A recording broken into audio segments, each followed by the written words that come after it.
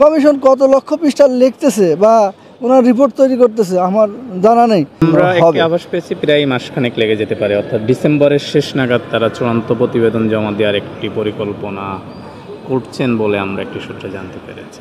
সেই হিসেবে আপনাদের যে টাইম লাইন, ডেডলাইন 15ই ডিসেম্বরের মধ্যে বাস্তবায়ন বা ডিসেম্বরের মধ্যে বাস্তবায়ন, আপনি যদি দেখেন আপনারা ইতিপূর্বেও বলেছেন যে ডিসেম্বরে হলে নির্বাচনে একটা ঢামাডোল চলে আসবে, সেটা বাস্তবায়ন করা কঠিন হয়ে যাবে। যদি কমিশন সুপারিশই দেয় ডিসেম্বরের শেষ নাগাদ, সেক্ষেত্রে এটি অর্থ মন্ত্রণালয় যাচাই বাছাই বা ইমপ্লিমেন্টেশন যদিও আমরা দেখি যে এটা আসলে কতটুকু সম্ভব এই সরকারের আমলেই।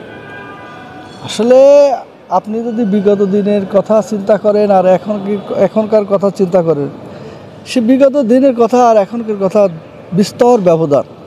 আগে 6 মাস টাইম দিলে 6 মাসের বাইরে এক্সটেনশন করতে পারতো।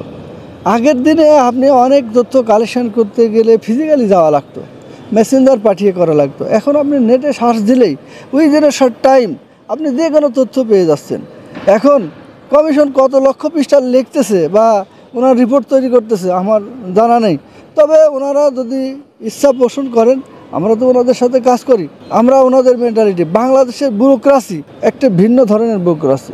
এদের আগে আমি যখন চাকরিতে ঢুকেছি দেখছি অফিসারদের মধ্যে বেশ দেশপ্রেম ছিল, কিন্তু ইদানিং আমি যা স্বচক্ষে অবলোকন করছি এদের মধ্যে নিজেদের স্বার্থ যতটা প্রায়োরিটি পায়, দেশপ্রেম বা অন্য স্বার্থটা তারা এতটা প্রায়োরিটি বেসিসে বিবেচনা করেন না। মানে আপনি মনে করছেন সদিচ্ছা থাকলে এটা সম্ভব আপনাদের বেঁধে দেওয়ার সময়ের মধ্যে? ডেফিনেটলি সম্ভব। কারণ আমি আগে যে কোনো একটা বিল দিতে গেলে ব্যাংকে যেতে হতো, ব্যাংকে গিয়ে আমাকে ঘন্টার পর ঘন্টা দাঁড়িয়ে থাকতে হতো, রোদের মধ্যে দাঁড়াতে হতো, লম্বা লাইনে দাঁড়াতে হতো। বাট এখন তথ্য প্রযুক্তির সুবাদে এখন আমি তো ঘরে বসেই শুক্র শনি নেই, ব্যাংকে না গিয়ে তখন ইএফটির মাধ্যমে আমার বিলটা পেমেন্ট করতে পারছি। অতএব কমিশন যদি সেই মানদাতা আমলের চিন্তা চেতনা বদ্ধমূল ধারণা নিয়ে বসে থাকে, সেটা তারা সঠিক কাজ করবে না।